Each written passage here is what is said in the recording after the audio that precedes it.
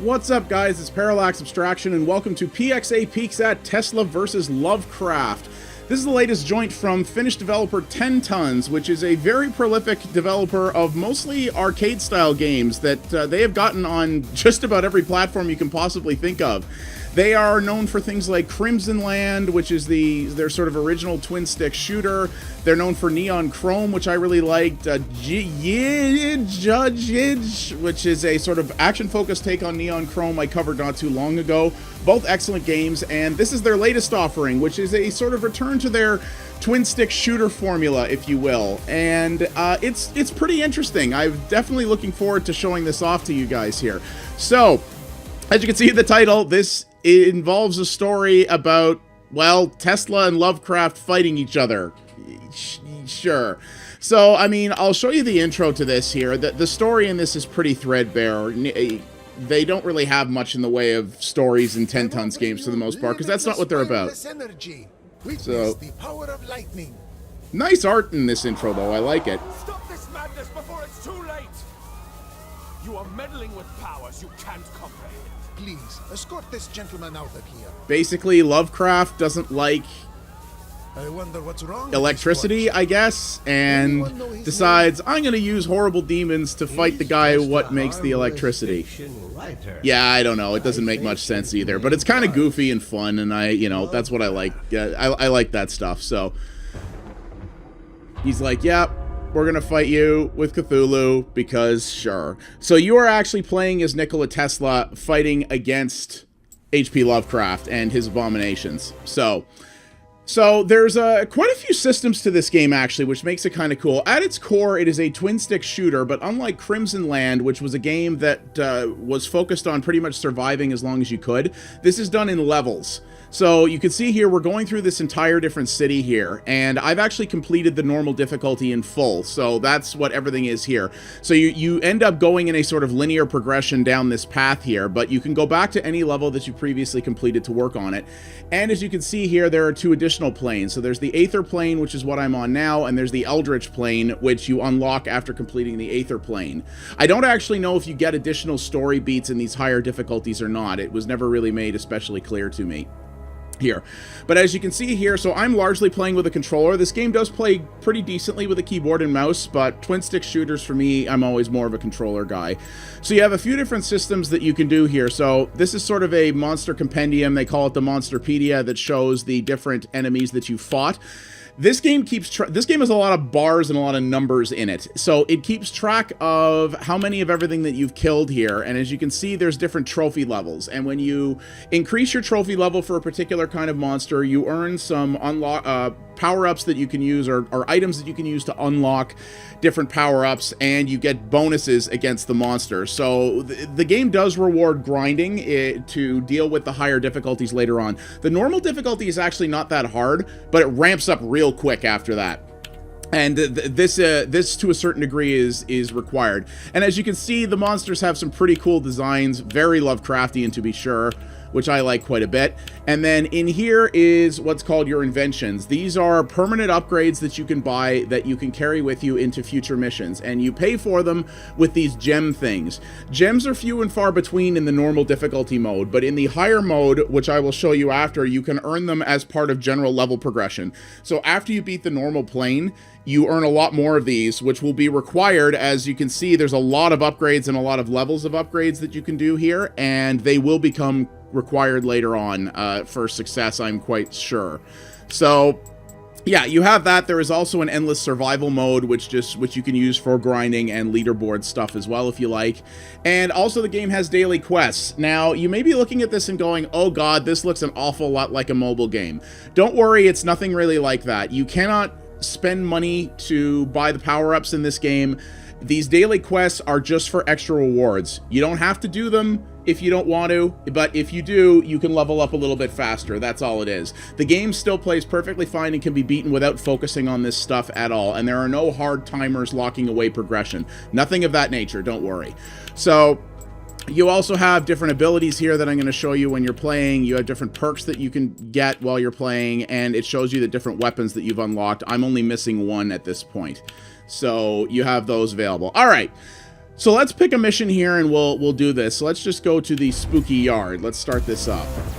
So when you start off, yeah, Tesla, by the way, he has a mech, y'all. Because, yeah, of course he does. This game, as I said, does not take itself seriously in the slightest, and that is very much a good thing. So when you start off, you start off in your mech. Your mech is timed when you have it. So as you can see there, I started off with the mech. It allows you to get sort of an initial rush on the enemies, and you can unlock the mech again by picking up the parts that you need to unlock it again. So there's a handful of different parts. They will spawn randomly throughout the level. Once you get them all, and this gets harder to do in later levels, once you get them all, you can summon the mech again for another round, and off you go. It's good fun. The mech is just a death machine, and it's pretty awesome. And as you've been seeing here, as I go, I've been picking up, there are different weapons and power-ups that will spawn throughout the level. So you see I've got the mech ready again. It's usually not that easy or quick. It's because I'm in an early part of the level here. So as you go, you also gain perk levels within each mission. So you see here, I can pick between one of two different power-ups. And what happens is that...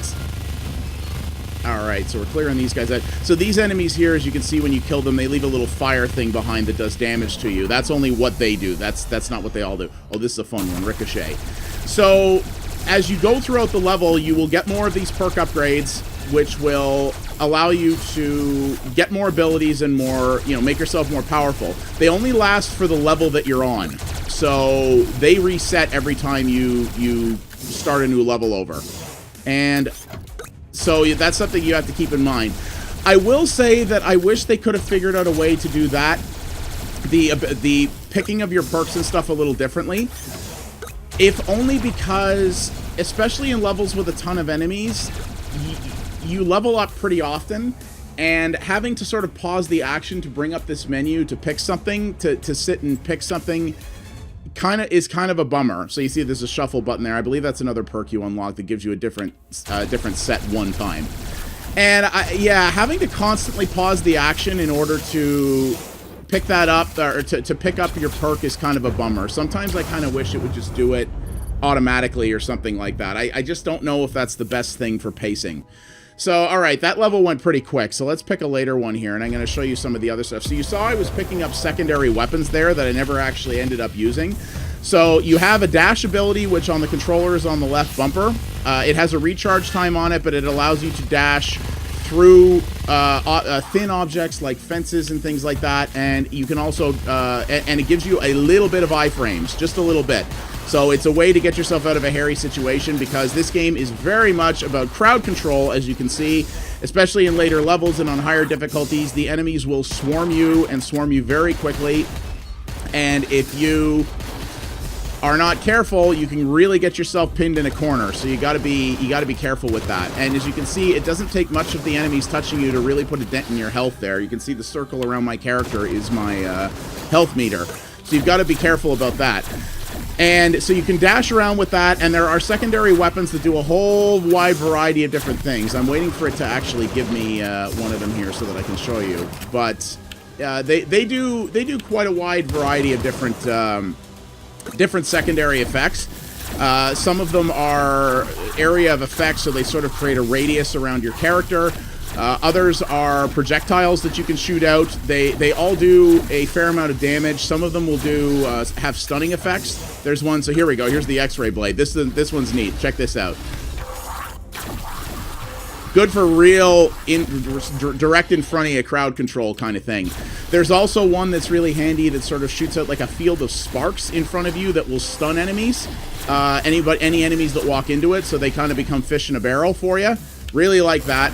So as you can see here, you're seeing how quickly you level up here and how often I'm having to pick something in order for the perks. Like I said, that is the only thing about the mechanics of this game that really bug me, because I just feel the progression, it gets interrupted a little bit too often for it to go, hey, pick something else, hey, pick something else, hey, pick something else. Sometimes I kind of wish I could just say, you know what, just give me a perk and let me keep rolling. I think that would be a little better sometimes, but that's kind of the only real gripe I have about this. I mean, at its core, this is a twin-stick shmup. 10 Tons is good at this sort of arcade style. Oh, I got killed. Well, okay. But you see here, I still get stuff for what I did. Shows you the perks that you use, which is kind of neat. So yeah, the thing is, 10 Tons is very good at this type of arcade game. They are mechanics focused, which is one of the things I really like about them. And they are very much, I'll show you a boss fight here, actually.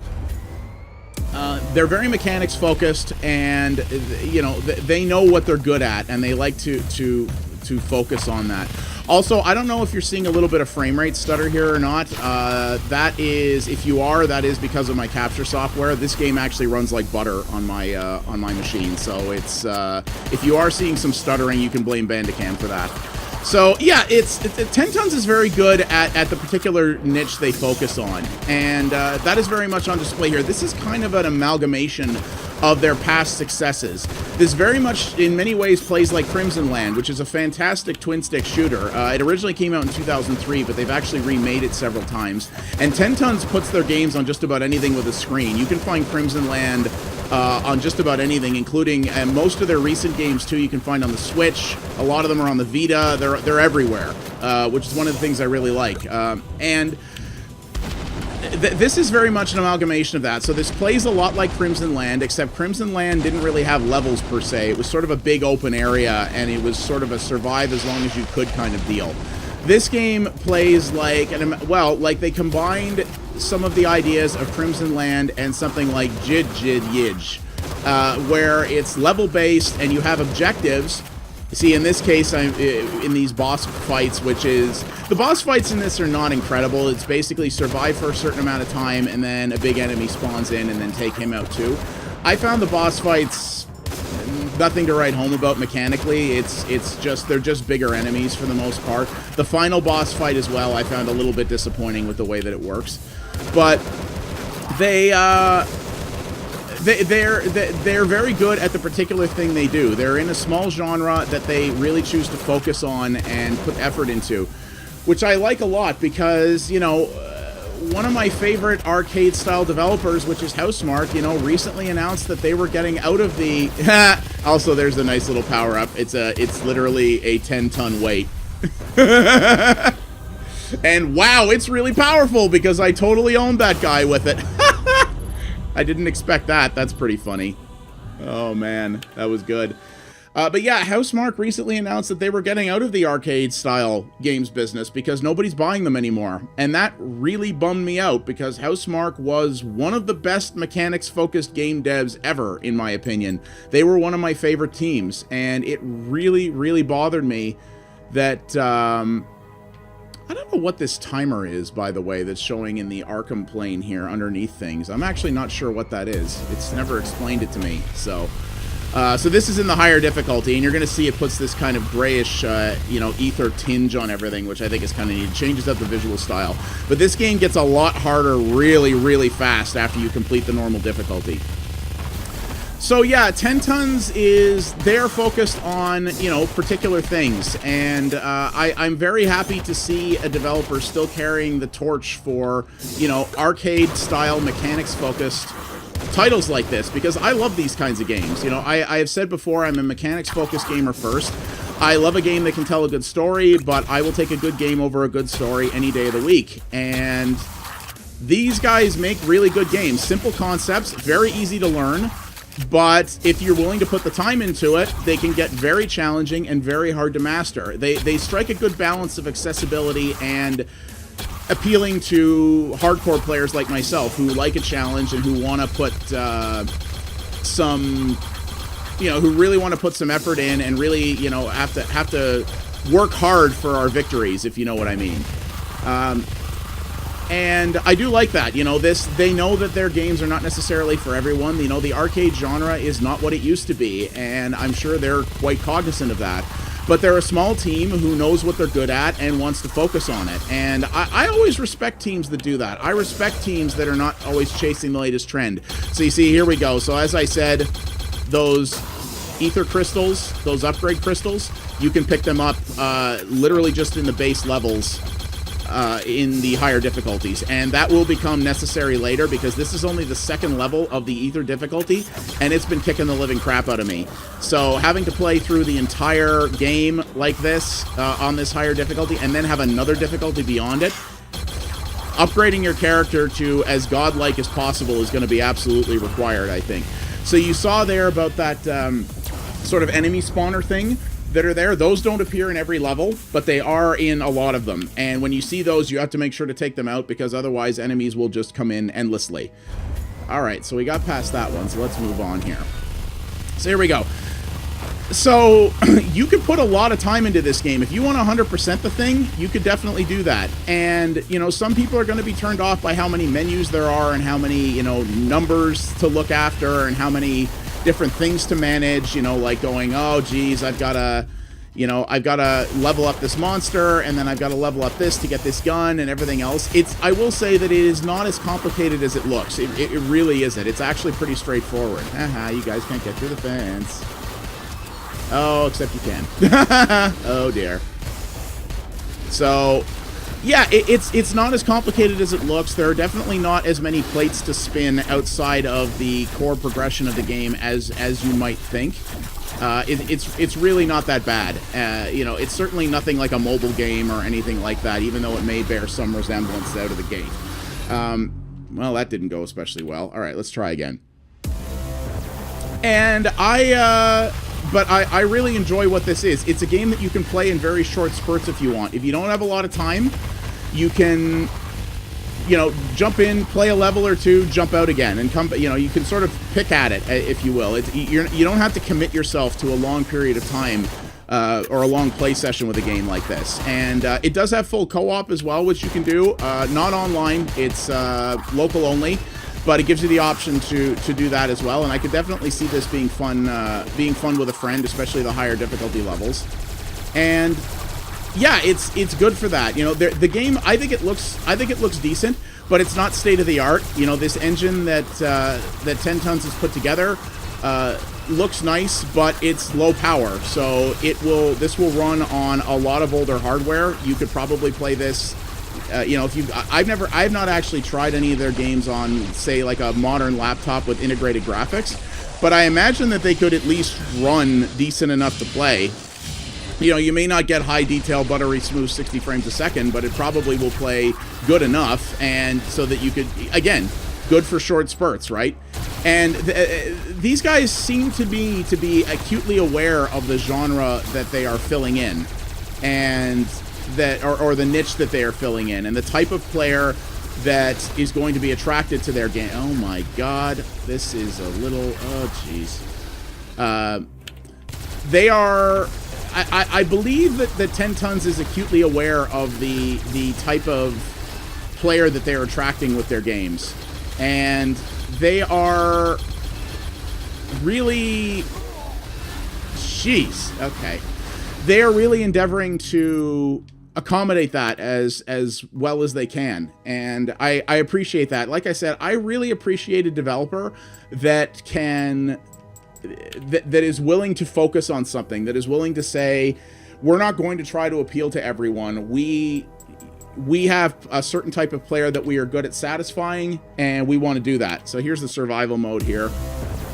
It's literally just this mode plays much more like Crimson Land. It goes until you die, and you actually have points here, which is kind of cool. And there are online leaderboards, which is nice. So, you know, this is a fun little mode that you can keep coming back to.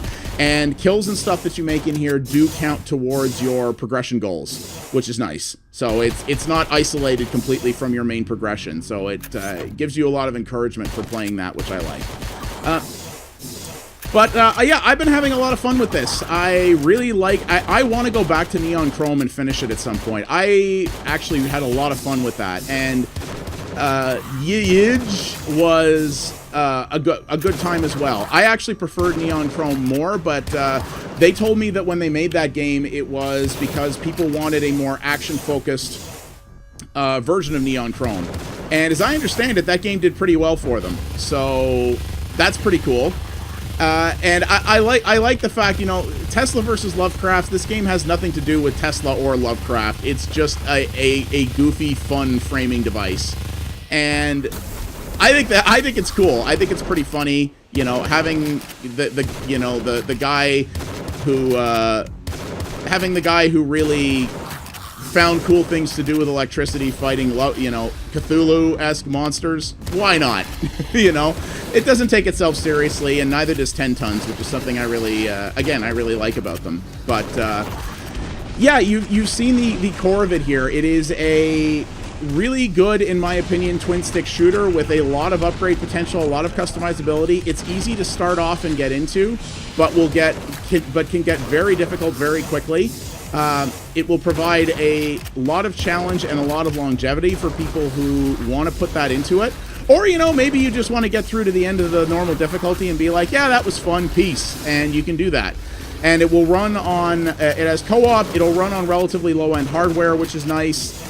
And it's something you can jump in and out of. It's really one of the better ways you could represent the arcade genre in modern times. It's not designed to suck your quarters out of you, but it's designed to be played in short sessions and rewards persistence and practice. And that's kind of, you know, the money aspect aside of it, that is kind of the core of what makes a good arcade game in the modern era. And we may not have Housemarque making this kind of stuff anymore, but at least someone still is, and someone who's good at it. So I appreciate that. So if you want to support the cause, or if you just like yourself a good twin-stick shooter, I would highly recommend giving this a look. I think it's a good time.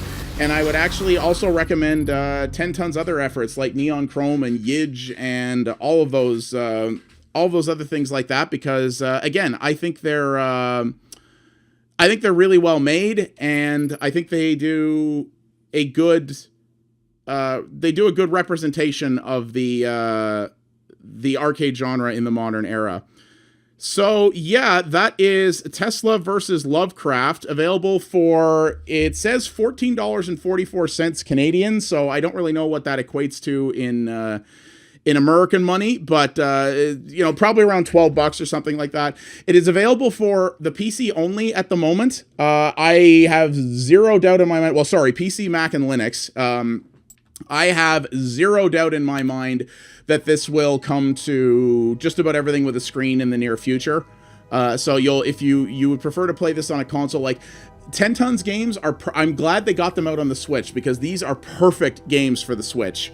And I have no doubt that this will be coming out on there eventually. So yeah, sorry, it's 15% off right now, because as I'm writing this, because it's early launch, so it will be $15 US normally. Well worth it, I think. A lot of hours, a lot of challenge, a lot of fun to be had in this. Thanks for watching, everybody. If you liked what you saw here, please consider liking the video and subscribing to the channel. That does help me out a great deal. I also do live streams over on Mixer at mixer.com/pxabstraction, and don't forget to follow @pxabstraction on Twitter to find out about new stuff first.